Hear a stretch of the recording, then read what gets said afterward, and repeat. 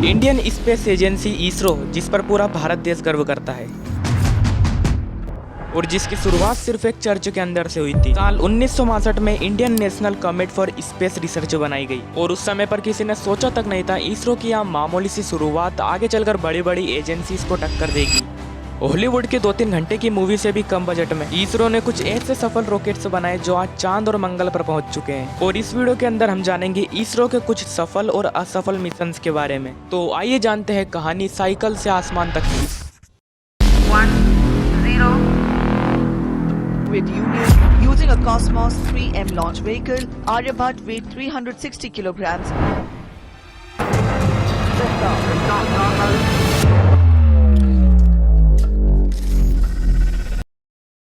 साल 1969 में इनकोस्पार का नाम बदलकर इसरो और 1972 में बना department of space. Doctor Vikram Sarabhai की सोच क्लियर थी, स्पेस सिर्फ साइंस के लिए नहीं बल्कि डेवलपमेंट के लिए होना चाहिए, चाहे वो कम्युनिकेशन हो, एग्रीकल्चर हो, वेदर हो, और इस स्पेस टेक्नोलॉजी का इस्तेमाल हर जगह पर होना चाहिए। साल 1972 में पहला भारतीय सैटेलाइट लॉन्च हुआ जिसका नाम था आर्यभट्ट और इसे यूएसएसआर की मदद से लॉन्च किया था। लेकिन अब यूएसएसआर क्या होता है?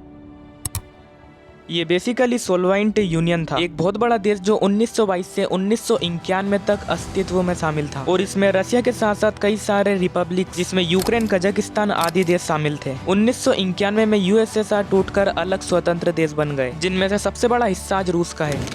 मतलब जब 1975 में आर्यभट्ट लॉन्च किया था और वो यूएसएसआर की मदद से लॉन्च हुआ था और इसे लॉन्च करने के बाद इसरो ने खुद से रॉकेट बनाने का सोचा, जिसके बाद आया SLV-3 जिसका नेतृत्व कर रहे थे APJ अब्दुल कलाम। इनकी पहली कोशिश 1979 में फेल हो गई, लेकिन फिर प्रोफेसर धवन ने कहा कि फेलियर मेरी रिस्पॉन्सिबिलिटी है और सक्सेस तुम्हारी होगी, और फिर हुआ भी यही। 18 जुलाई 1980 को रोहिणी सैटेलाइट को ऑर्बिट में पहुंचा दिया और फिर भारत स्पेस फेरिंग नेशंस की लिस्ट में ऑफिशियली शामिल हो गया। इसके बाद आया ASLV। फेलियर्स पर फेलियर्स आए लेकिन वैज्ञानिक रुके नहीं। 1994 में पहली बार ASLV ने सक्सेस दी और उसी साल एंट्री हुई PSLV की, जो कि आज इसरो का सबसे भरोसेमंद व्हीकल बन चुका है। इतना भरोसेमंद कि पूरी दुनिया PSLV पर भरोसा करती है। लेकिन फिर आई सबसे बड़ी चुनौती GSLV और क्रायोजेनिक इंजन की। असल में उस समय इसरो को क्रायोजेनिक इंजन टेक्निक रूस से लेनी थी, लेकिन उस समय रूस अमेरिका के दबाव में पूरी टेक्नोलॉजी ट्रांसफर नहीं कर पाया। लेकिन इसका नतीजा ये हुआ कि इसरो को क्रायोजेनिक इंजन खुद से डेवलप करना पड़ा। लेकिन ये इतना आसान काम नहीं था और कई बार तो लॉन्चेस भी फेल हुए, इसीलिए वैज्ञानिकों को बहुत स्ट्रगल झेलना पड़ा। लेकिन आखिरकार 5 जनवरी 2014 को GSLV D5 ने पूरी तरह से इंडिजीनियस क्रायोजेनिक इंजन लेकर GSAT-14 को लेकर सफलतापूर्वक ऑर्बिट में पहुंचा दिया और यहाँ इसरो के लिए खुशहाली का और ऐतिहासिक दिन था।